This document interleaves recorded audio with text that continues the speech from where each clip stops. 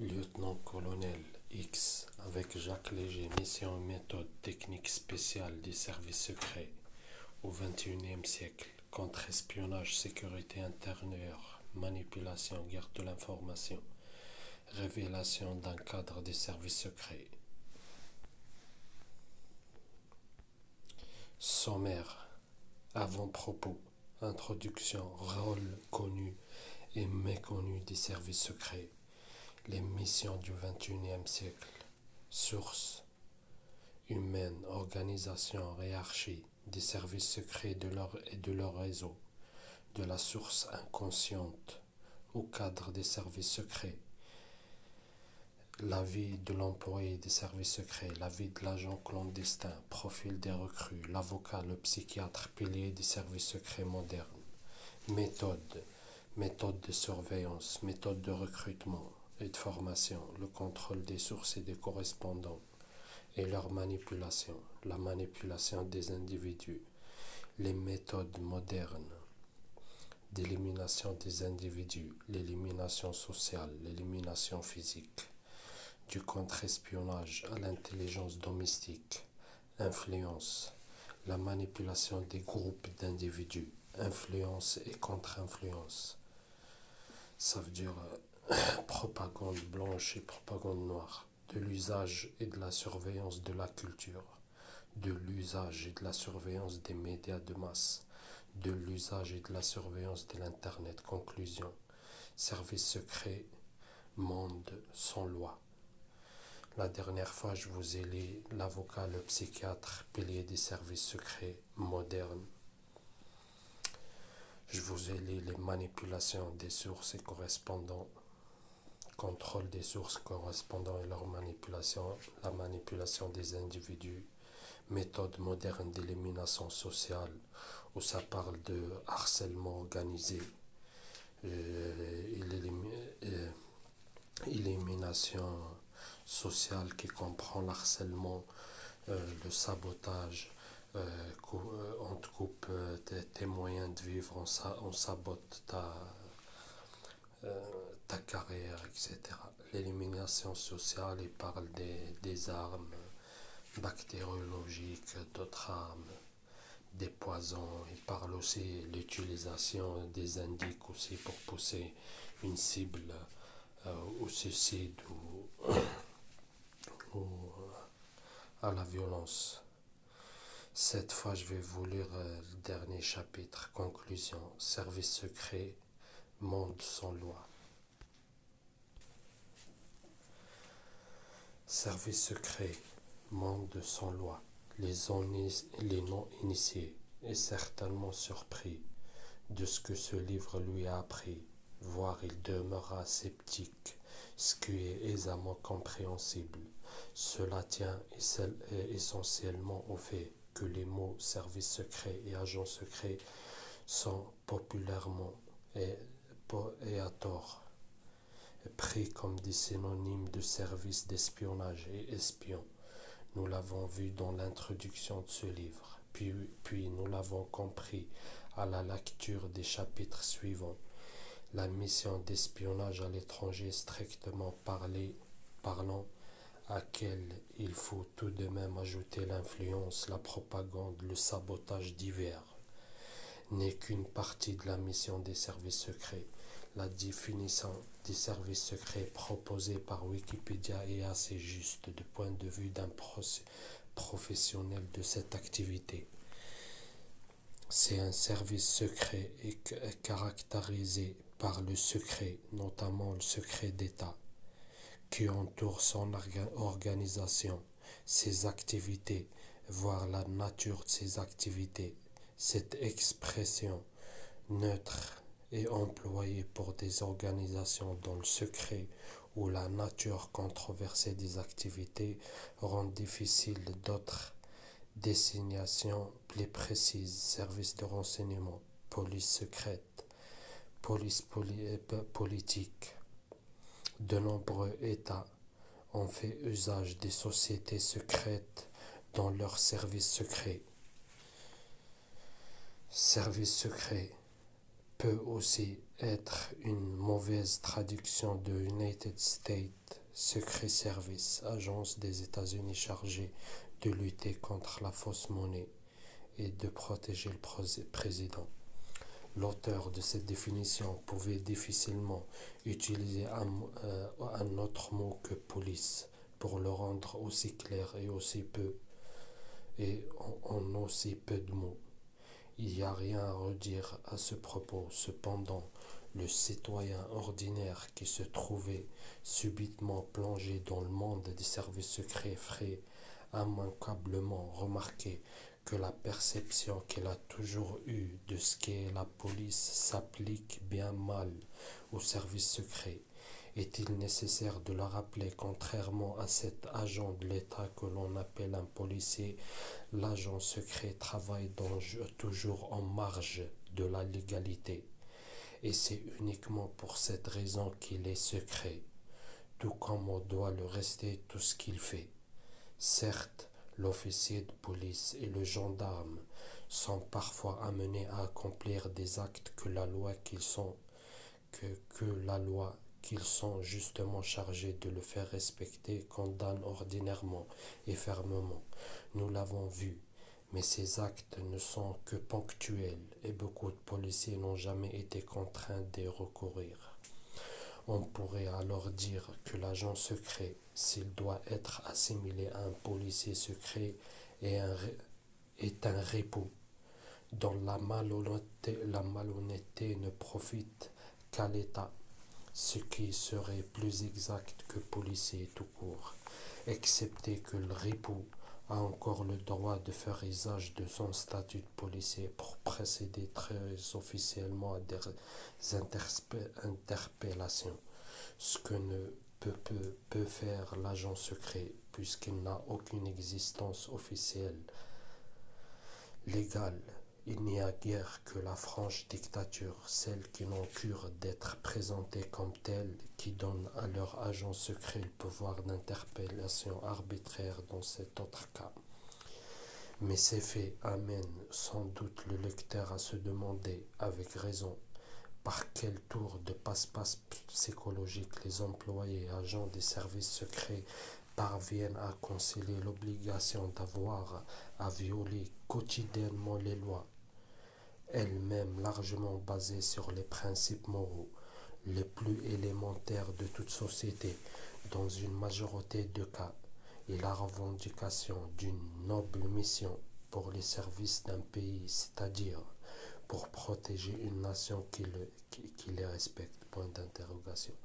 La réponse est qu'il n'y a pas de tour de passe-passe psychologique, pas de truc, juste l'argument brut, totalement arbitraire de la raison d'État, qui, faute de plus ample précision, peut être revendiquée autant par les plus brutales des dictatures que par les plus tolérantes des apparences de démocratie. Tout ce qui a pu être fait de plus discutable dans la Russie de Staline, dans l'Allemagne de Hitler, et qui est fait en ce moment même dans la Corée du Nord de Kim Jong-un, l'a été et l'est toujours au nom de la raison d'État. La raison d'État ne vient pas expliquer rationnellement, du point de vue de celui qui prétend être respectueux des droits fondamentaux de son prochain, comme des siens propres, des actes qui, à partir de là, ne révèlent plus que de la franche barbarie. C'est ce qui vient d'être démontré ici n'a vocation que d'aider le lecteur à mieux comprendre et surtout admettre ce qui va maintenant lui être expliqué. L'agent secret n'est pas un policier secret, ni même un ripou, mais aussi que beaucoup l'ont également nommé un guerrier de l'ombre, de point de vue formel de la politique, du rôle du guerrier. Le rôle du guerrier ou du soldat, si on préfère ainsi le nommer, n'est que le prolongement de la politique par d'autres moyens, comme la stratégie prussienne. Karl von Clausewitz fut le premier à expliquer formellement. Mais il faut encore se garder d'une autre assimilation hâtive. De nos jours, guerrier n'est pas un synonyme de soldat au sens noble qu'aucuns veulent parfois donner à cet autre mot. Nous verrons bientôt pourquoi ou si nous devons parler de soldats. Il nous faut alors renoncer à toute notion de noblesse, en raison de ce qui a été expliqué plus haut, car historiquement les États, les princes, les rois, les empereurs n'ont qu'exceptionnellement accordé de la vertu à leurs soldats. Le soldat est entretenu par l'État dans le seul but qu'il se montre capable de blesser, de tuer, de torturer, de plier, de dicter des règlements arbitraires au peuple vaincu. Les populations civiles sont rarement épargnées. Le soldat est le paradoxe de l'État qui s'élève contre la peine de mort, et que dire du soldat de l'ombre de ce même État lorsque celui-ci tue le civil en temps de paix? Point d'interrogation.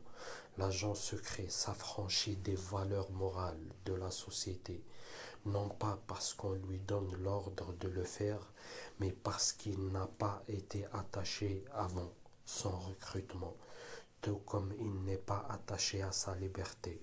Le lecteur non initié ignore certainement que presque tous les services secrets se montrent réticents au moment de faire un honnête homme l'un de leurs agents. C'est aussi pourquoi ils s'efforcent à faire trébucher leur recrue. La recrue ne peut devenir un agent tant qu'il n'a pas commis de faute, à tout le moins celle d'avoir abandonné la liberté. De cet acte, un maître chanteur. Une lecture attentive des œuvres de Nicolas Machiavel suggère fortement que les agents secrets chargés de harceler pour des motifs d'ordre politique existaient depuis longtemps déjà au XXe siècle. Frédéric II de Prusse était tout le contraire d'un politicien fat et incompétent. Il exprimait aussi ostensiblement que possible son amour et sa reconnaissance pour les soldats de son armée. Nous étions pourtant à une époque, le milieu du XIXe siècle, où depuis longtemps déjà les soldats étaient universellement méprisés parce qu'ils étaient tenus pour des gens sans manière, de simples mercenaires, lorsque la populace ne les traitait pas de misérables. Quant à ces agents secrets, le roi de Prusse ne pouvait concevoir qu'ils soient autres hommes que des militaires de barons et de simples agents de la police, parce qu'il considérait que seuls les gens sans éducation pouvaient s'acquitter sans état d'âme d'aussi basse besogne. Au début du XXe siècle en France, l'armée était considérée comme une sorte de prison qui permettait de garder les soldats ordinaires par les moyens de la menace et de la punition. Les soldats étaient l'allié de la société de cette époque. Les élites politiques considéraient que de tels individus ne pouvaient faire s'améliorer cette société qu'en la quittant. À la fin du XIXe siècle, à la fin du XVIIIe siècle, oui, l'écrivain et essayiste irlandais Jonathan Swift, 1667-1747, décrivait les soldats dans ses célèbres voyages de Gulliver comme des énergumènes à peine civilisés. L'historien militaire anglais Sir John Fortescue 1859-1933 explique lui aussi dans son histoire de l'armée britannique que les armées au XIXe siècle étaient l'allié de la nation. Un autre historien militaire français, celui-ci, faisait remarquer que l'armée du XXe siècle pouvait être comparée à un courant qui emporte toutes les impuretés du corps social. Ce n'est qu'à partir du XXe siècle, à la suite de la guerre 19e siècle, oui, ou XXe siècle, à la suite de la guerre de 1870 en France et en Allemagne, simultanément, que les élites politiques songèrent à valoriser l'image du soldat, à faire du soudard un héros qui devait être respecté par la population, car la société n'était plus en mesure de fournir assez de vauriens pour faire la guerre. En 1793, la Convention française avait déjà décrété la levée en masse, dans la condition stipulée des hommes célibataires ou veufs âgés de 18 à 25 ans. Et il faut dire que les guerres d'avant la Révolution française, c'est-à-dire d'avant l'événement de l'État-nation, étaient que des conflits entre princes et rois. Elles devinrent après cela des guerriers totales entre les peuples qui concernaient les esprits de chaque citoyen. On commença alors à parler à l'approche de la guerre, la Grande Guerre de 1914, de notions valorisantes pour le soldat telles que mort pour la patrie ou mort au champ d'honneur. Toute une imagerie montrant le soldat mourant dans les bras d'un ange ou de la Vierge apparue. C'est celle-ci qui inspira peu après les sculpteurs des premiers monuments aux morts et aux cimetières militaires. Mais les soldats de l'ombre, que sont les agents secrets, ne furent jamais réhabilités aussi officiellement que des soldats ordinaires. Tout au plus quelques romanciers, qui furent d'ailleurs eux-mêmes des agents secrets, en furent des aventuriers courageux et patriotes, et encore, à la seule fin, dans le cas des écrivains Paul Dévoy et Gaston Leroux en particulier, de faire du prosélytisme, car dans les faits, il est bien exact que les agents secrets ne sont jamais élevés jusqu'en cette année 2013, beaucoup plus haut que ce qu'étaient les soldats de l'armée du XVIIIe siècle. Comment le pourrait-il, de toute façon, étant donné la nature toujours illégale et ammorale de leur mission? Toujours dans les faits, un service secret moderne est constitué d'un large groupe d'employés et aussi de ses collaborateurs que sont les agents et les contacts dont les actions sont dirigées et supervisées à bonne distance par une petite minorité de cadres. Le tout forme une véritable armée de l'ombre. Cette métaphore est recevable. Les services secrets français et russes, par exemple, se distinguent par un mode de fonctionnement très proche de celui de la résistance durant la Deuxième Guerre mondiale. Bien peu de ces gens savent exactement qui est qui fait quoi, c'est-à-dire le cloisonnement. Et ceux-ci doivent se méfier en premier lieu de la population de leur propre pays. N'en déplaise aux premiers intéressés, le système hiérarchique et le recrutement de cette armée sont en tout point similaires à ceux des armées des monarchies.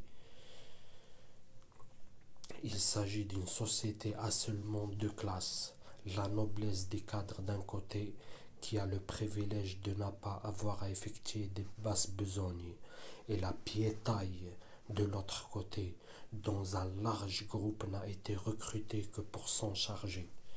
D'ailleurs, la plupart des services secrets occidentaux ont étendu depuis au moins la fin du Deuxième Guerre mondiale la définition de la recrue de l'individu de petite moralité à l'individu faible, c'est-à-dire à celui dont la seule faute peut être de mal s'adapter aux exigences de la société contemporaine.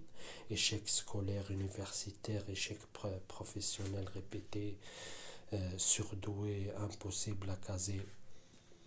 Car si ce dernier ne s'adapte pas et ne sert pas la collectivité des gens ordinaires, Il faut bien qu'ils finissent par se rendre utiles d'une manière ou d'une autre, pour ne pas demeurer éternellement un problème, ou plus exactement un parasite.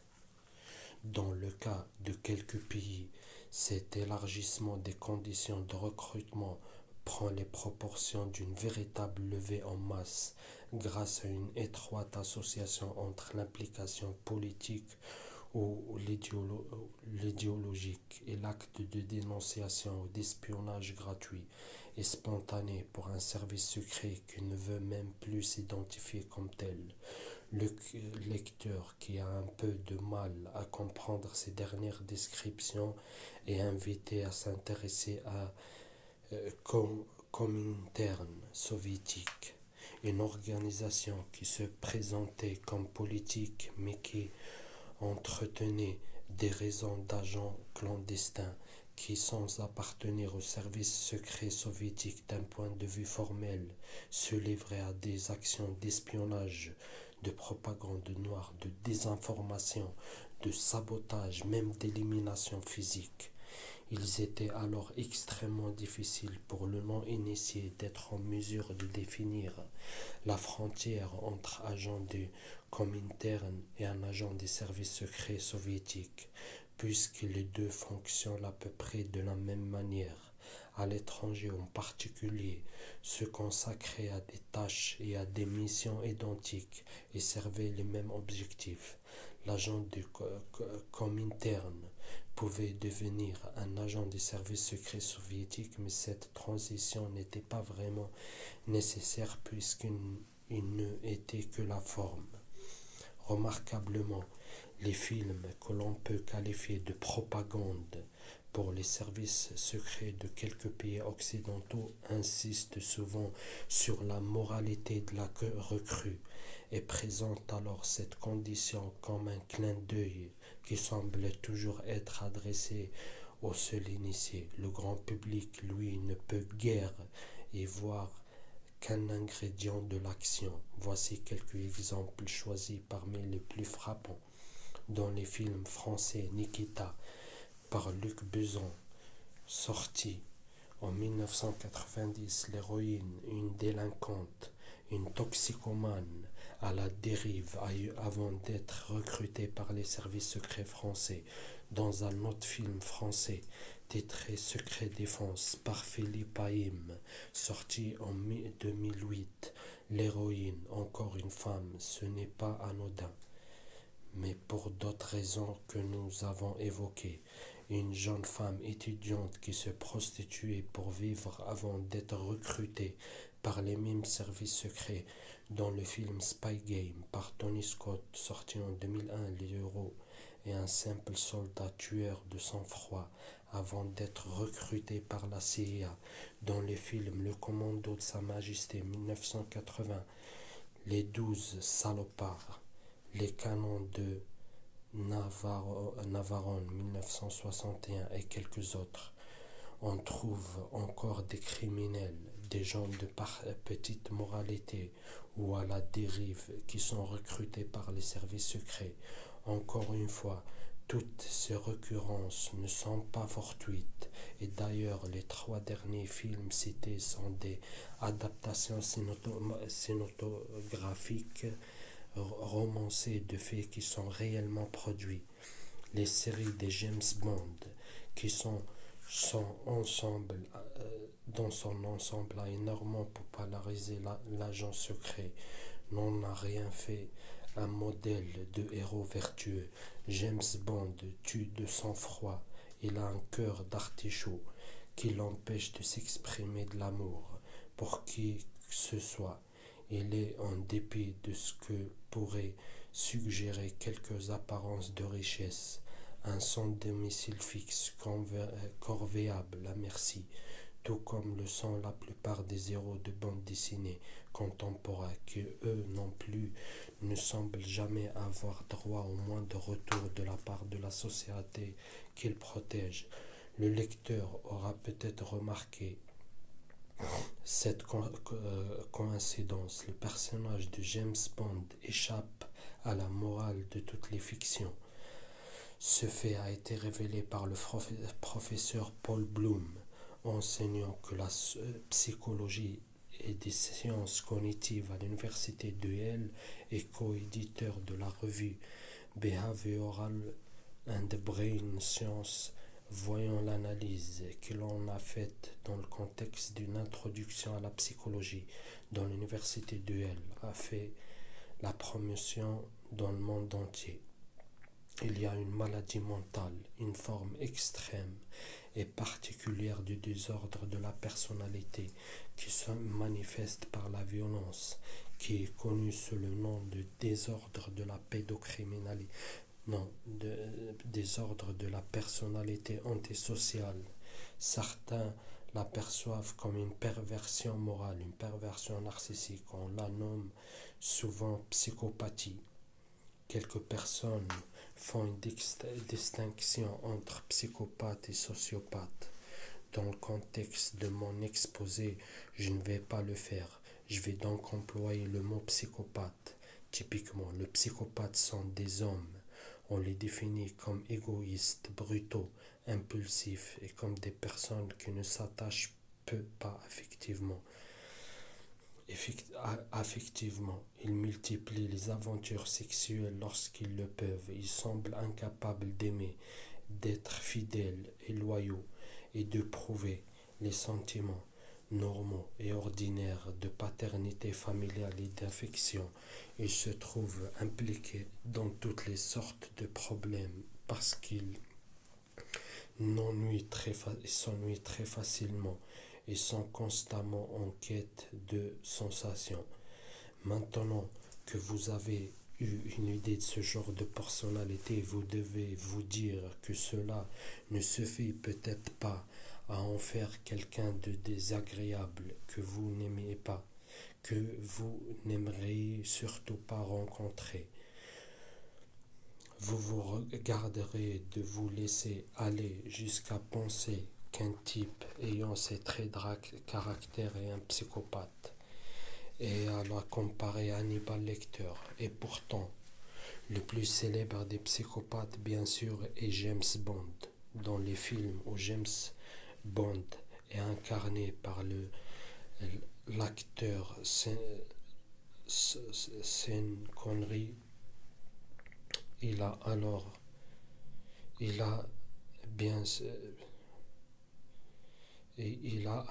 vraiment tous les symptômes de la psychopathie. Les acteurs Roger Moore et Timothy Dalton ne lui ayant pas donné cette personnalité. Je pourrais faire un cours entier sur ce seul sujet. Peut-on vraiment parler de maladie mentale? Les choses ne sont pas aussi simples. La psychopathie fait partie des cas épineux de la psychiatrie, car les psychopathes n'éprouvent pas le besoin de se faire soigner. James Bond ne se présenterait jamais auprès d'un thérapeute pour dire « j'ai un problème avec les femmes, je suis instable, je suis un vrai nomade. Pourquoi est-ce que je ne parviens pas à me fixer sur quelque chose, à m'attacher à un partenaire ou à avoir une vie, d'avoir des enfants ?» Non, les psychopathes n'ont pas de problème avec tout ça. Les gens équilibrés ne supportent pas le manque d'attache et d'instabilité. Mais voilà, ce n'est pas suffisant pour imposer un traitement ou une surveillance aux psychopathes. De plus, beaucoup de psychopathes s'en sortent très bien dans la vie. On les prend souvent pour des bâtons. Dans ce cas, en raison même de leur personnalité. Le cas de Warner Stiller, ex-cadre de la Stasi, les services secrets est-allemands, nous révèle une personnalité très fréquemment rencontrée chez les agents secrets au siège de la Stasi. Warner Stiller était employé au département chargé de l'espionnage à l'étranger. Il était spécialisé dans les domaines du nucléaire et de l'espace. Cet homme s'était marié à une femme assez jolie et le couple a eu 2 enfants. Mais Steller devient bien vite infidèle. Il eut une maîtresse régulière dont il semblait être tombé amoureux. Lorsqu'il décida de fuir à l'ouest, Il impliqua sa maîtresse dans son projet, ce que fit courir de grands risques à cette dernière, bien qu'elle n'eût rien à voir avec la Stasi, ni avec les activités d'espionnage en général. Les deux amants réussissent à passer à l'ouest, où ils se livrèrent à la CIA. Steller avait juste embrassé ses deux enfants le soir qu'il allait procéder à sa fuite, sans rien leur révéler de son projet. Mais peu de temps après cela, durant la période de son débriefing, alors qu'il rencontra une jeune femme en faisant de la planche à voile sur un lac en Allemagne de l'Ouest, Steller rompit aussitôt avec sa maîtresse pour vivre une aventure avec une inconnue. Ce fut un drame pour la maîtresse de Steller, qui venait tout juste de fuir son pays par amour pour lui. Il n'avait aucun moyen de subsistance ni logement. Elle se trouvait sans avenir et sans aucune possibilité d'aide, puisque n'ayant jamais travaillé pour la Stasi ni pour aucune administration est-allemande importante, Steller ne semblait pourtant en avoir cure.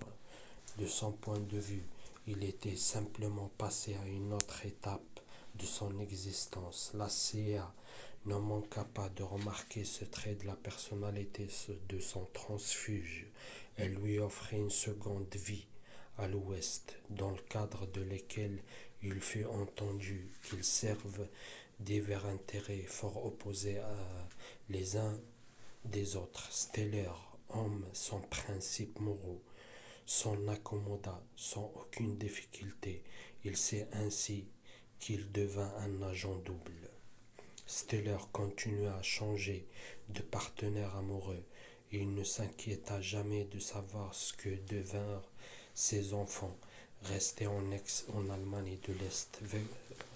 Wagner Steller vit aujourd'hui dans un appartement connu de la banlieue chic de Budapest, en Hongrie.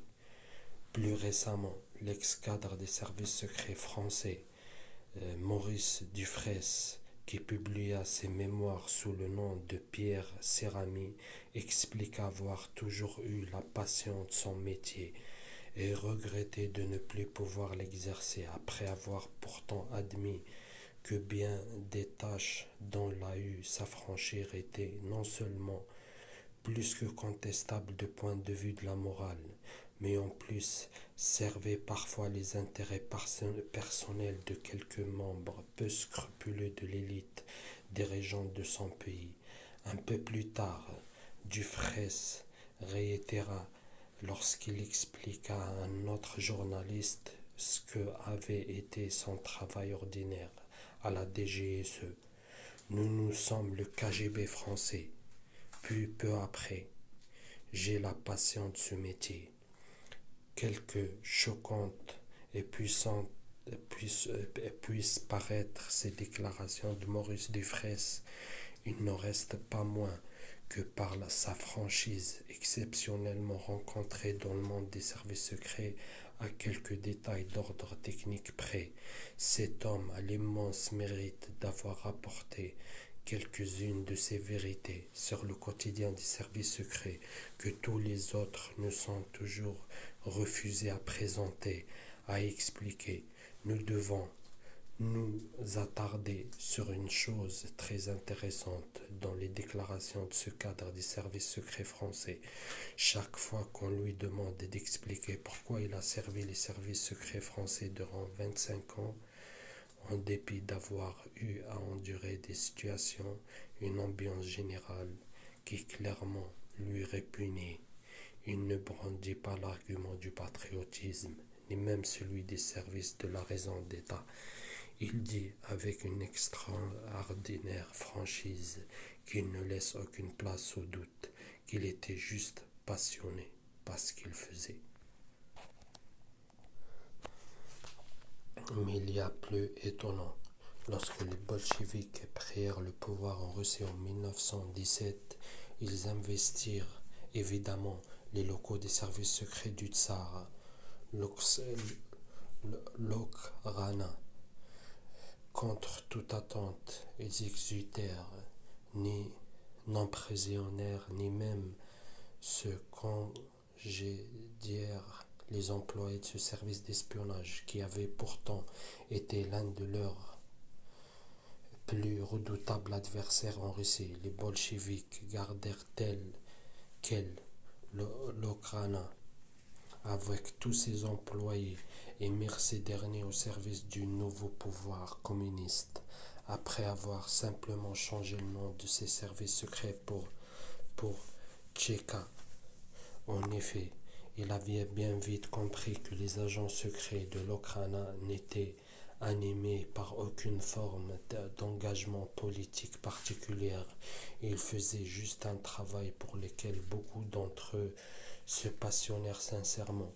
En 1945, lorsque l'Allemagne nazie était proche d'être vaincue, le général Reinhard Gehlen, un des cadres les plus importants de ces services secrets, la SD, offrit spontanément des services secrets aux Américains. L'OSS, Office of Strategic Service, ancêtre de la CIA, considéra sérieusement la proposition de Reinhard Gehlen parce que ce dernier détenait énormément d'informations sur sur les activités des services secrets soviétiques en Europe, lesquels convoitèrent de nombreux territoires que les Allemands étaient en train de perdre. Gehlen fut éminemment aux États-Unis pour y être débriefé avec le statut de prisonnier de guerre. Toutefois, seulement un an plus tard, en 1946, Gehlen fut rapatrié par un avion dans l'Allemagne libérée du joug du nazisme. Et là, les services secrets américains lui confèrent la création des services secrets de la nouvelle Allemagne de l'Ouest. Reinhard Gehlen conserva son poste de chef des services secrets allemands jusqu'en 1968. Le lecteur a peut-être compris dès la lecture des chapitres consacrés au recrutement et à la vie privée, professionnelle des employés des agents des services secrets que la notion de patriotisme n'est pas aussi importante qu'il l'avait peut-être cru. La justification de ce surprenant patriotisme, de ce surprenant constat, doit tout d'abord au fait que tous les pays sont sujets à des changements d'orientation politique et de dirigeants au cours de leur histoire. Il en résulte que ce qui est prioritairement attendu d'un employé ou d'un agent des services secrets est l'obéissance. Une obéissance aveugle aux ordres, quelle que soit la nature de ceux-ci, quelles que soient les opinions politiques de celui qui les donne. Le patriotisme et tout son cortège de symboles et drapeaux sont bien présentés comme prétexte à ces obéissances et fidélités, mais l'idéologie et le mythe qu'ils véhiculent sont appelés à changer au fil du temps. Cela a été particulièrement flagrant dans quelques pays d'Europe de l'Ouest, où le drapeau bleu étoilé de la communauté européenne a pris de plus en plus d'importance à côté des drapeaux nationaux. Cela a été encore plus flagrant en Russie, lorsque les cadres et les agents du KGB ont dû s'accommoder d'un changement de régime politique total. Et c'est aujourd'hui un ex-cadre et un ex-homme de confiance du KGB soviétique, Vladimir Poutine, qui est le chef de la Fédération de Russie. On remarque tout de même que l'étoile rouge est toujours bien présentée sur certains monuments russes iconiques au motif de la préservation du patrimoine historique. Et les non-initiés n'y sont jamais. Tous les agents et contacts du KGB à l'étranger qui furent recrutés durant l'époque de la guerre froide continuent aujourd'hui de servir son successeur, le SVR. Peu importe l'idéologie politique qui avait précipité la volonté de collaboration de tous ces agents, puisqu'ils sont désormais tenu par un nouveau chantage qui s'est mis en place de lui-même. Les agents secrets d'aujourd'hui sont bien les mêmes que ceux d'autant, et rien n'indique que cela changera. Bien au contraire, depuis l'introduction de la privatisation des services secrets, puisque nous avons parlé d'armées et de soldats pour mettre une similitude en évidence, nous avons pour bonne raison de continuer à le faire en évoquant le même privatisation des armées pour organiser des coups d'État dans quelques pays d'Afrique. Le KGB avait recruté des mercenaires cubains depuis quelques années. Les États-Unis, la CIA plus exactement, ont créé des armées de mercenaires dont les états-majors sont des sociétés privées, même pas forcément américaines. D'autres pays en sont en train de faire la même chose, tant avec des agents secrets qu'avec les soldats. En 2004, l'ex-conseiller auprès de la Maison-Blanche et stratège Zbigniew Brzezinski avait mis un avis sur cette récente évolution qui va être prise en considération. Sous peu, l'Union européenne et peut-être même les États-Unis pourraient bien ne plus avoir d'autre choix que de revenir à la politique de recrutement qui prévalait dans les affaires militaires avant l'ère des États-nations, avec la notion de citoyen-soldat basée sur la conscription, dont la première manifestation fut la levée en masse de la Révolution française, qui en est actuellement en train d'être remplacée par les militaires professionnels ayant de hautes connaissances techniques. Les États les plus développés pourraient avoir à s'en remettre de plus en plus à des immigrants faits mercenaires. Depuis que le faveur national n'est plus l'ingrédient déterminant de l'esprit combatif, les armées professionnelles des pays les plus riches peuvent bien de plus en plus être composées de recrues hautement entraînés venant des tiers-mondes, et dont la loyauté étendue n'ira pas plus loin que le prochain chèque du fin du mois. Zbigniew Brzezinski semblait se lamenter d'une disparition de la combativité motivée par le seul patriotisme, mais doit-on en tenir pour seul responsable le citoyen, puisque l'on constate de plus en plus souvent et partout un manque de sincérité, un attachement aux valeurs morales des élites politiques qui prétendent lui montrer la voie. Pire, ces élites manifestent régulièrement un certain cynisme de plus en plus souvent ouvert, comme un signe de despotisme revendiqué envers les populations qu'elles veulent diriger. Il ne leur reste que la manipulation des masses pour stimuler l'attachement au pays par la présentation d'un ennemi menaçant l'autre, procédant ainsi de la stimulation du besoin d'appartenance. L'ennemi, en effet, aide à faire disparaître l'identité nationale, plus significative que le fut la fin de la guerre froide. C'est l'émergence de théories et de programmes parlant du multiculturalisme et de diversité qui a encouragé des masses à s'identifier non pas à leur nation, mais à des groupes sous-nationaux. Sexe, origine, catégorie sociale, etc., réunissent des individus ayant les mêmes origines ou s'identifier à des citoyens du monde ou de continent, et ce sont les élites elles-mêmes qui encouragent de tels sentiments. C'est particulièrement vrai dans les pays de la communauté européenne, où les masses sont désormais invitées à comprendre que leur identité et emblèmes nationaux ont un sens qui doit être relativisé. De plus, dans un monde incontestablement globalisé, les leaders de l'économie, également leaders d'opinion, adoptent des visions et des points de vue internationalistes, tandis que les élites culturelles se présentent et se perçoivent sincèrement de plus en plus souvent comme des citoyens du monde. cellule d'une humanité prise dans son ensemble. Du point de vue de ces mêmes élites culturelles, l'identité nationale est perçue comme un concept absurde. Quelques-uns de ces représentants sont allés jusqu'à dénoncer la fierté nationale comme moralement dangereuse. C'est à faire la promotion d'un nouveau concept abstrait nommé humanisme démocratique.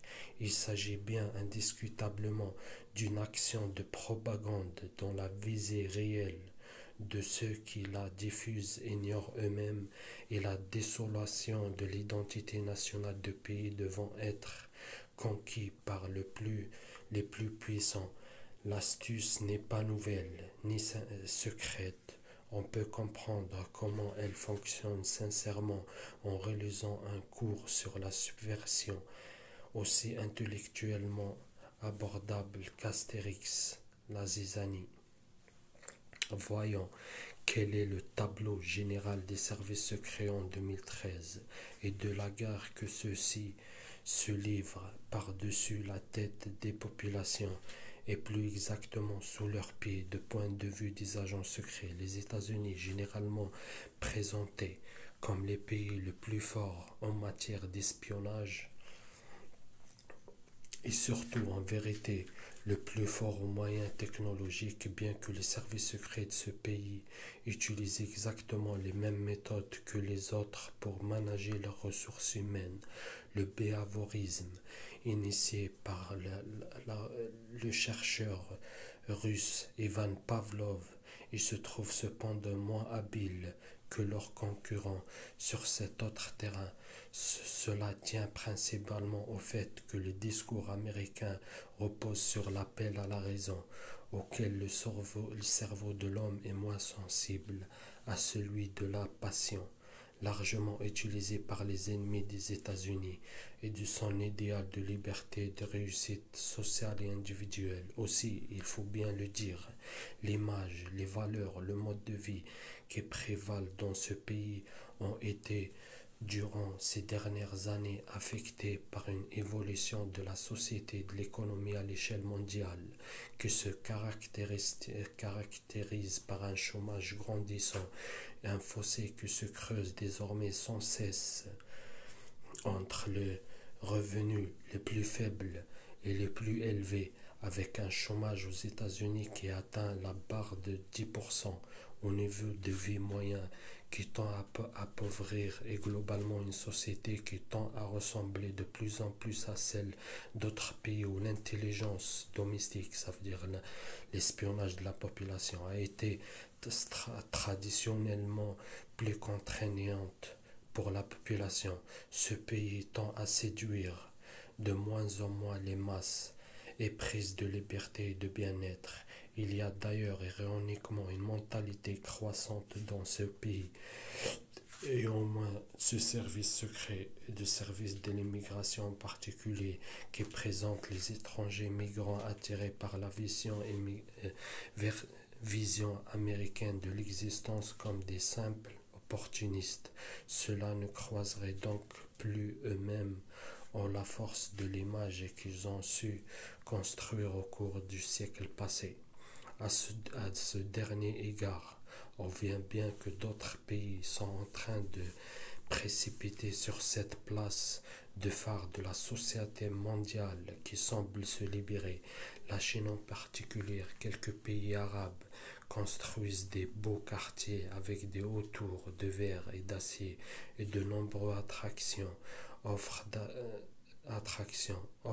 d'attractives opportunités et des niveaux de vie très élevés aux travailleurs qualifiés et aux jeunes universitaires, tandis que les États-Unis continuent de s'enliser dans une paranoïa stigmatisée par l'espionnite et la peur du terrorisme. La Russie est restée la grande rivale des États-Unis par-delà la fin de la guerre froide. Elle prend les âmes de ses alliés plutôt qu'elle cherche vraiment à conquérir leur cœur, comme elle le faisait par le passé. La Russie n'a aucunement renoncé à ses ambitions hégémoniques planétaires, comme d'ailleurs les États-Unis. On peut dire que c'est dans sa nature, que par conséquent, elle ne s'en débarrassera jamais, peu importe la dictature ou l'apparence de la démocratie. Les services secrets russes sont bien conscients qu'ils ne parviendront pas de sitôt à seulement rivaliser technologiquement avec ceux des États-Unis. C'est pourquoi ils misent tout sur les ressources humaines. La grande transformation des méthodes des services secrets russes consiste en une dilution du schéma classique de la chaîne et des rôles de l'activité d'espionnage à l'étranger. L'agent secret russe est désormais riche, ce qui lui donne un pouvoir de séduction considérable auprès de ceux qu'il cherche à recruter. Il invite les membres des élites politiques, industrielles, scientifiques, culturelles, sportives à d'effectueuses soirées dans sa somptueuse villa ou sur son yacht, offre des cadeaux et des opportunités, organisation de rencontres avec des responsabilités, aussi avec des belles femmes. Mais tout cela ne vise que la promotion sur place, puisque personne ne veut aller refaire une nouvelle vie en Russie. Il fait toujours froid, au propre comme au figuré. Et puis les services secrets russes ont pris en otage les mafias de leur pays pour les restructurer et les mettre au service de l'action clandestine, comme d'ailleurs tous les services secrets. Les services secrets des pays européens demeurent tiraillés, pour ne pas dire déchirés. Nous l'avons déjà dit, entre les deux géants de l'espionnage, ils n'ont pas le choix. En tout cas, pas celui de l'indépendance. Depuis longtemps déjà, ni les services secrets américains ni les Russes ne veulent que les populations puissent dénoncer cette insupportable situation. Dans le climat de schizophrénie générale qui a été décrit au début de cet ouvrage, l'Europe est toujours le même enjeu géopolitique qu'elle a été à la fin de la Deuxième Guerre mondiale. Les États arabes, ceux du continent africain, ceux des Amériques latines et centrales, comme ceux d'Océanie connaissent le même sort. Le Canada est bien sûr inclus dans cette liste. Les services secrets chinois, aussi puissants qu'ils pourront le devenir, sont condamnés à voir leur pouvoir se heurter au mur infranchissable de l'identité culturelle et de la race de leur pays. Leur objectif géopolitique plausible ne s'étendent pas au-delà de la chaîne de l'Himalaya à l'ouest et de la Mongolie et de la Sibérie au nord, du Japon à l'est et des Philippines au sud, éventuellement de l'Indonésie. Tous les agents occidentaux que les Chinois parviendront à recruter ne se montrent toujours peu fiables. Un mot sur ce que tous les services secrets appellent désormais les zones grises, mais dont le lecteur sait probablement fort peu de choses. On peut sommairement décrire une zone grise comme une région, voire un pays tout entier, où aucun de plus pays fort qui s'oppose n'a pu établir sa domination, au moins en matière d'influence. Peut également être considérée comme une zone grise. Une grande entreprise multinationale dans ces zones cohabite littéralement les agents secrets de ces pays. On peut dire, peut encore simplifier l'explication que c'est à qui parviendrait à corrompre l'autre. Du point de vue des agents des services secrets qui agissent dans une zone grise, les conditions du travail sont aussi pénibles que dangereuses, car ils doivent s'y protéger à la fois des services de contre-espionnage du pays où ils se trouvent et qui cherchent également à en faire des agents doubles, et des multiples et recrutements tentatives et récurrentes tentatives de compromission par les services des secrets adverses qui cherchent eux aussi à les identifier.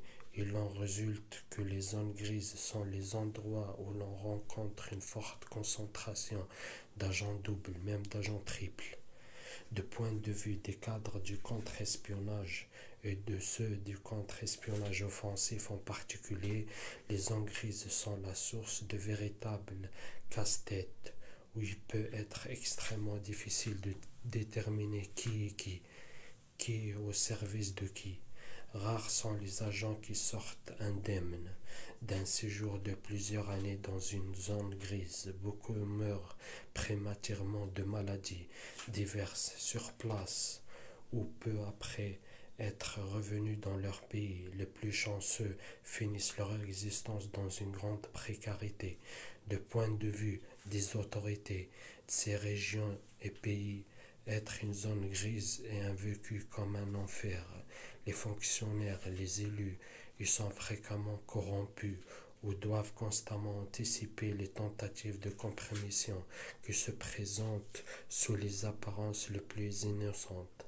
L'Autriche a été la plus célèbre zone grise de la guerre froide. On trouvait alors à Vienne la plus grande concentration d'agents secrets étrangers au monde par kilomètre carré.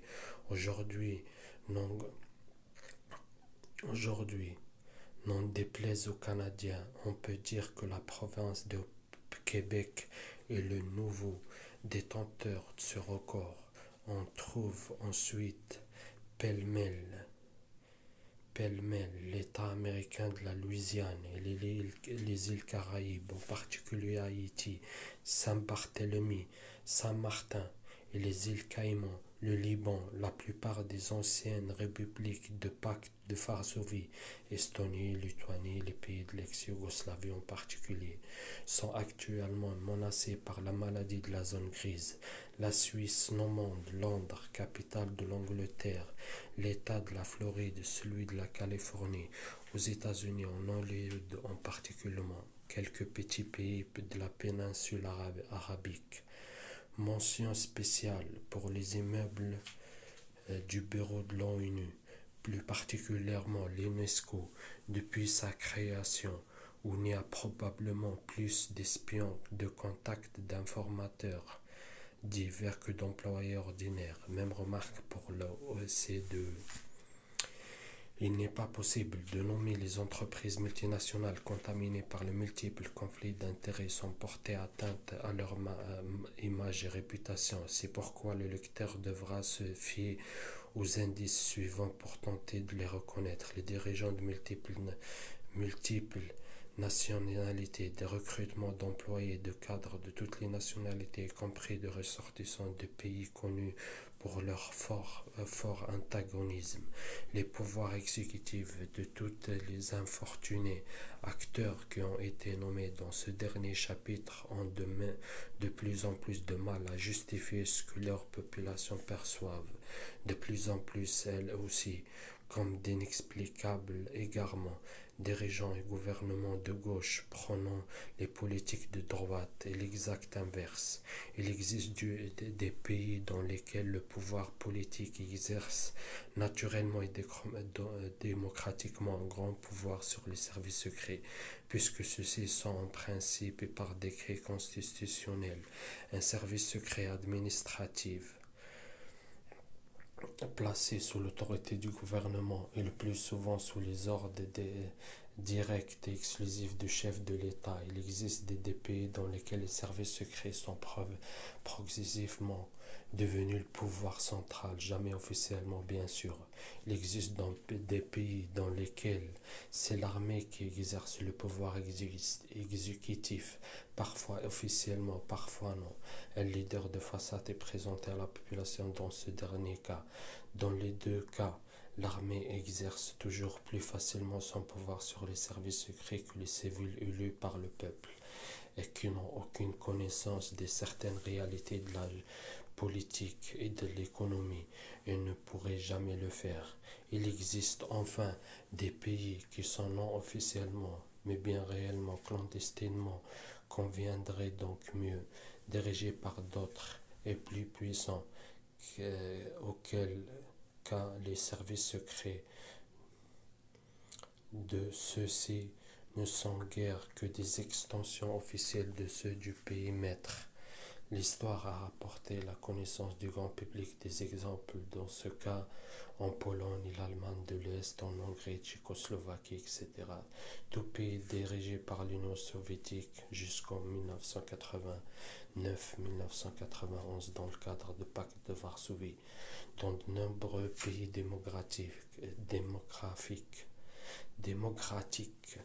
une nécessité toute naturelle vient régulièrement entacher d'ambiguïté les relations entre les services secrets et le pouvoir législatif et exécutif, en particulier celle de la mission de contre-espionnage et d'enquête de sécurité par les individus susceptibles d'être élu par le peuple, chancelier, président, premier ministre, ou d'être nommé par de hauts responsables par le gouvernement, ministère, directeur d'administration, car il n'a jamais exclu qu'une personne susceptible d'être appelée à exercer un jour de telles responsabilités, que ce soit rendu vulnérable à un chantage exercé par les services secrets étrangers, voire ait été un agent constant de ceux-ci. Lorsqu'une telle enquête est menée, qu'elle conclut à de forts soupçons favorables à la nomination à un poste élevé d'un individu, mais pas cependant à des preuves formelles et indiscutables, se pose alors le problème de la décision finale censée être prise par le pouvoir exécutif, car ce dernier peut estimer avoir un intérêt politique à supporter sa candidature. En retour, le pouvoir exécutif peut être amené à penser, pour diverses raisons, que ces services secrets ne souhaitent pas cautionner la candidature de cet individu par des motifs plus obscurs politiques en général. Ce rapport avec une possible affaire d'espionnage émerge alors une alternative dont les deux options peuvent chacune sembler mauvaises, sans qu'il soit possible de conclure de manière indiscutable lesquelles est en moins mauvaise que l'autre.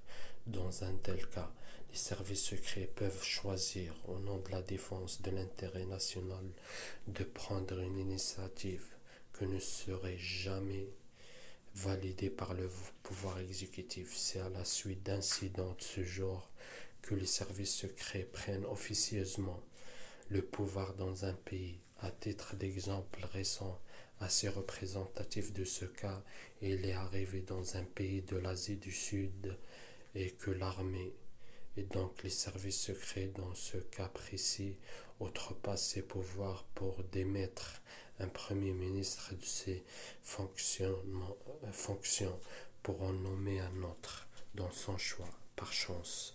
Si on peut dire, une large majorité de la population a approuvé ces actions et choix de l'armée. Un nouveau monde en gestation, mais le sentiment général est qu'il est en train de se récroqueviller. La religion sert désormais plus souvent des extrémismes vindicatifs que le rapprochement entre les individus et la paix. Les idéologies politiques fatiguées à géométrie variable sont en train de former une nouvelle génération de désabusés. Une chose apparaît que de manière maintenant certaine, les services secrets sont les pouvoirs exécutifs de demain. Ils le sont déjà dans bien des cas. George Well avait raison. George Well avait raison. C'est comme ça il finit le film. Enfin le livre. Vous avez vu un petit aperçu, voyez, loin de la propagande.